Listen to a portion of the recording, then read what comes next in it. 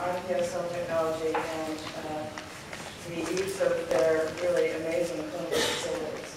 So it's a pleasure to introduce the member now. So that's it.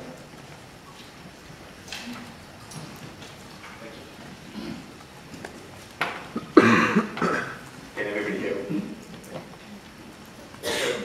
When Jean first invited me to present at this panel, I wasn't quite sure what she wanted me to talk about, because here I was talking with people who were going to tell you about science and translation, and then she said, no, you don't want to talk about your science, you need to talk about what the NIH is going to do. And I thought a little bit about that, and I think she made a really important point, and perhaps there was a method in that madness. And I think what I took from that was that if you see the theme for this whole sessions that you had this morning, it's been that it takes a village, right, to get anything done. You need someone, you need the clinicians to help you identify the tissue that you're going to collect. You need to have the basic scientists who tell you what to do with that tissue. Once you've got that tissue and you've made cell lines, you really need to translate that, and you heard from the institutes and the centers and the foundations who fund this, that you need to get that done. And then once you have that, you have to work with industry before you can even take it to the next step. And through all of this process, you have to ask yourself, what else do you need? And it turns out that you need the government as well. And so what I'm going to try and tell you about that, the next few pieces is what the NIH and its view on the regenerative medicine field and what we may be able to do. The first thing in fact, when I've gone out and talked, the first thing everybody thinks about when they talk about the NIH is they think about funding. So most times when you think about the role of the NIH, you think about how much money can I get in terms of grants or SPRs and in terms of being able to do it. So I thought I'd get that off the board right up front and say, this is what the NIH does, and this is what its budget is. And it's roughly divided overall, so it's about 32 billion for 2011. 90% of it is to fund extramural research, so it's at all the institutes and centers and PO1 grants that you heard about, and about 10% of that is within the intramural program, and you'll learn a little bit more about the intramural program. This is all research. This is not just regenerative medicine. So if you now break this down and ask how much of this money is actually spent on regenerative medicine, and one good thing about the government is that you can also collect statistics. Right? So the other thing that we were able to do was to collate that and understand how much of this went to regenerative medicine, and it's roughly about $1 billion a year.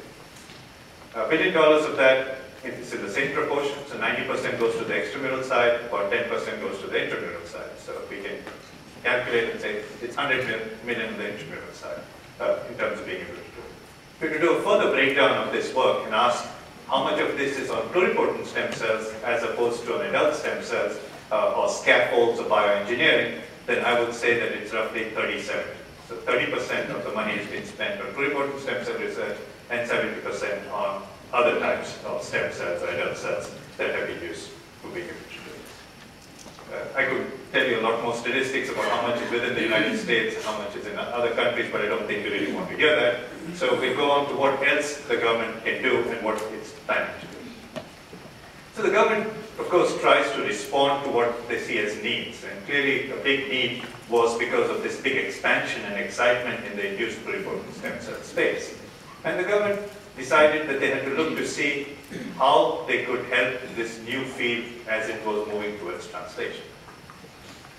Now, skip this. I'm going to emphasize this a little bit, so I'm going to tell you a little bit about this first. And so we had a meeting internally, and we asked what are the resources that are available, whether it's intramural or extramural, that can be used for this sort of work. And we identified two important initiatives that had already taken place within the government, which were important for this piece. One of them is a center for doing clinical work. It's the world's largest hospital which does primarily research work, and it contains many, many different investigators. It has a large number of beds, and it's very possible to conduct phase 1 and phase 2 clinical trials there. We asked if there was support at this center for doing pluripotent stem cell research, and the answer was yes. There was a transfusion medicine center unit, which had already helped translate several INDs to phase 1 and phase 2 trials. And in addition, they had a program to be able to do this with pluripotent stem cell derived products as well. So that was one important piece. But you also heard from Dr. Inish earlier today then it's not just taking cells and using the cells themselves for therapy that's important, but it's also whether you can take small molecules or use cells as an assay system to be able to get them to the next phase.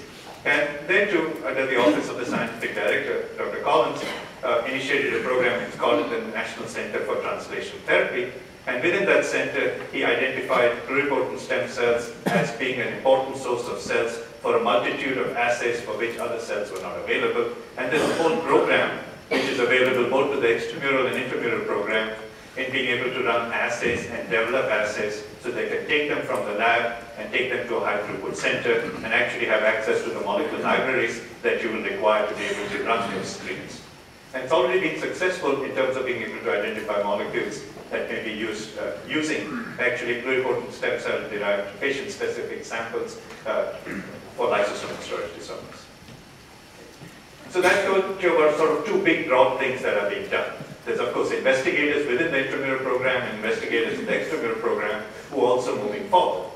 So the NIH then looked to ask where else are the pain points in the process of translation and how can the NIH help specifically without necessarily writing a check. So this is what you can look at here. This is just taken from what you normally do in a small molecule drug program. And I want to just use this to emphasize a couple of things.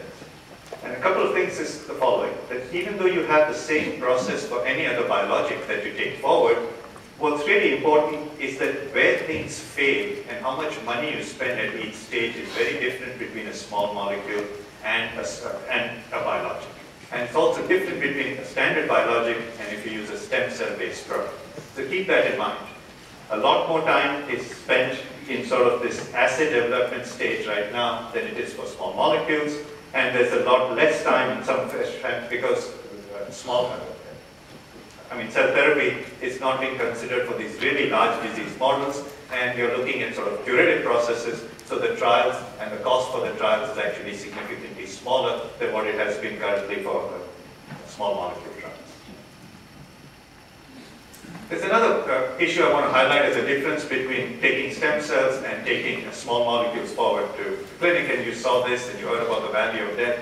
And I'm just using this not to highlight the timeline here as much as to make one other important point.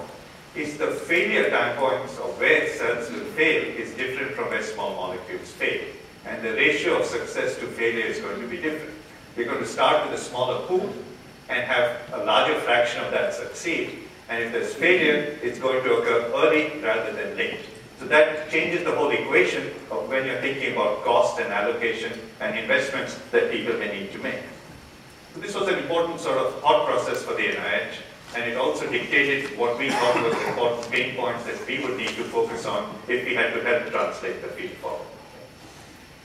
So I won't go through this whole detail, but we then walked through all of this, and you heard some of this already, so I hope it will just sound like an aha moment when you look through some of these things, was what do we think are the roadblocks to therapy, looking at these sorts of findings that we had there.